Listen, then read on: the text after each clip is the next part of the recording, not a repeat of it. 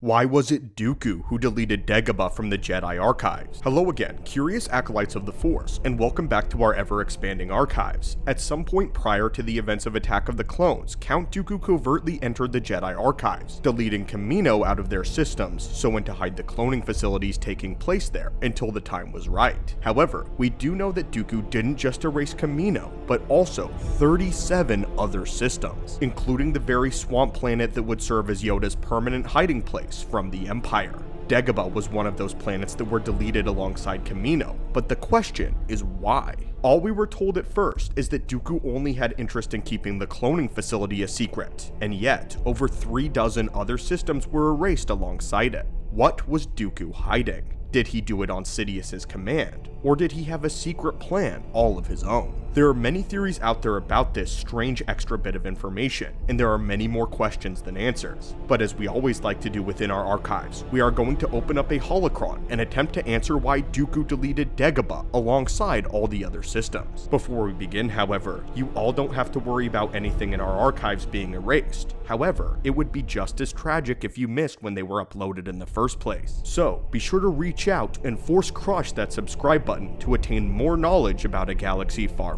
away, so that you may better your journeys. Now, acolytes, let us begin. While unfortunately we do not have the names of every system that Dooku deleted, we do know that he erased the worlds of Kamino, Dagobah, and Dromund Kaas. The other 35 systems are largely anonymous as of right now, and could even be lost. However, we can put the pieces together and figure out what the others may have been, as well as Dooku's motivation. Kamino was erased first and foremost because of the cloning facility, which was set up in secret by Jedi Master Sifo Dyas, a friend of Dooku, who himself was reported missing sometime later, with the Jedi disappearing right after the Battle of Naboo. It was a large conspiracy, all hiding the fact that the Sith were breeding clones for the Republic until the time was right for the Jedi to discover them. By the time Obi-Wan Kenobi discovered the clones, they had reached 100,000 units, with well over 1 million more on the way, conveniently just in time for the war with the Separatists to begin.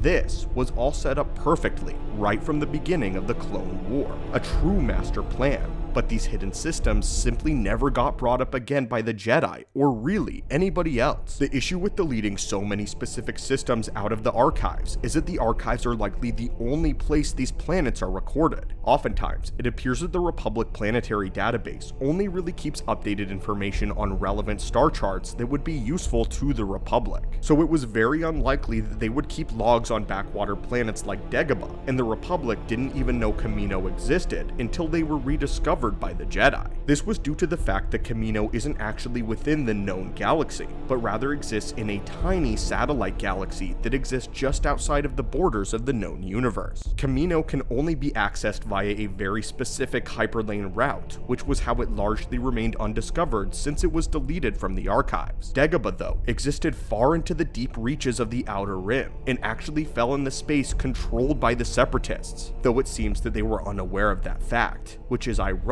as one could almost throw a rock and hit Dagobah from Utapau. So, only a Jedi who had extensive knowledge of esoteric star charts would even know about Dagobah in the first place. A Jedi like Master Yoda. There appears to be something about Dagobah that only Yoda and Dooku knew about, which had to be the Dark Side Nexus cave. This cave, if you remember, was the exact thing that saved Yoda's life and kept him from being discovered by the Empire. The cave's dark side signature was strong enough to mask Yoda's presence in the light, which kept him hidden from Sidious's vision. In Legends, the cave was created whenever a powerful Dark Jedi Master met his end, causing the cave to forever be tainted with the dark side. The Bafasi Dark Jedi was killed by a Jedi Knight by the name of Minch, a member of Yoda's species, and some who actually believe was Yoda himself. Although this has not been officially confirmed, there is an overwhelming amount of evidence that Minch and Yoda are much the same, and that Minch is simply a younger version. Working off of the assumption that Minch is Yoda, the Master would have told the story about his triumph over the Dark Jedi to his young Padawan in Dooku, and he would have told him about the Dark Side Cave and what resulted from their battle. This means that Dooku had the ready knowledge of the Dark Side tainted system that was largely unknown by the Jedi and the wider galaxy, making one of the places he would have wanted to erase. But again, why?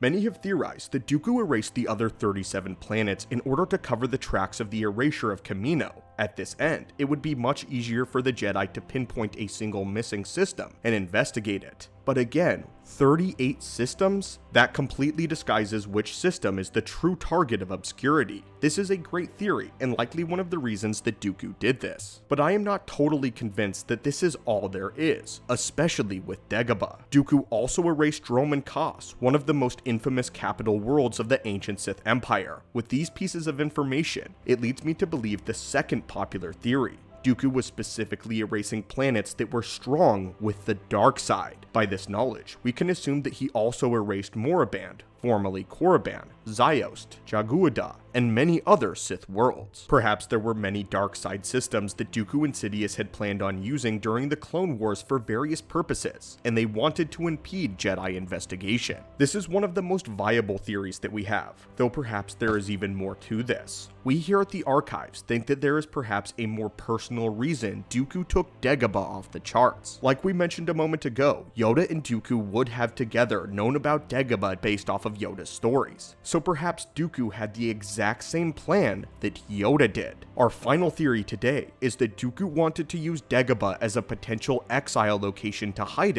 in case he ever needed to escape his own master, Sidious. It's not like Dooku could do the inverse of what Yoda did and hide his darkness in a light side steeped world. The Emperor had complete control over almost every world that he deemed to be a threat, which was largely many Jedi and light side worlds such as Ilum. Dooku would have never been able to mask his darkness with light, so he'd have to go to the Dagobah route and hide in the dark. There are many worlds that are steeped in darkness, and it's very likely that Sidious would know where to look for him, but Dagobah as a system was not very widely known to Jedi or Sith. In fact, it worked for Yoda. The Bafasi Dark Jedi who caused the dark side cave there in the first place only landed on Dagobah by accident, doing so to escape a Jedi strike team. So, since Dagobah was not one of the worlds in the Sith Empire, nor was it entirely integrated into any government, it was the perfect remote world to hide out for really any Force sensitive, with the only stipulation being that they would need to be able to withstand being that close to a dark side nexus. That's the interesting thing, is that the cave itself will grant coverage of only those that can actually stand that much dark side energy. Even Starkiller mentioned that just being near it was driving him insane. He had said that the only way that Yoda could sit next to it without being affected was that either he was a complete lunatic, or he was staggeringly powerful in either the dark or the light side, something that chilled Starkiller to his core, and something that he did not want to find out. And this is why Starkiller left so quickly. With this knowledge, Dooku may have stayed on Dagobah and lived under the shade of the dark side nexus that would mask his presence, but he might have gone completely insane by doing so. But what do you think of this, my friends? Was Dooku planning to escape from the Jedi if the Jedi won the war? Or do you believe that he was attempting to escape Sidious? And what are your thoughts on the other worlds that Dooku erased and their significance? Do you believe he is strong enough to withstand the dark side nexus on Dagobah? As always, my acolytes, thank you again for visiting our archives, and if you haven't, reach out and crush that subscribe button. It is your destiny.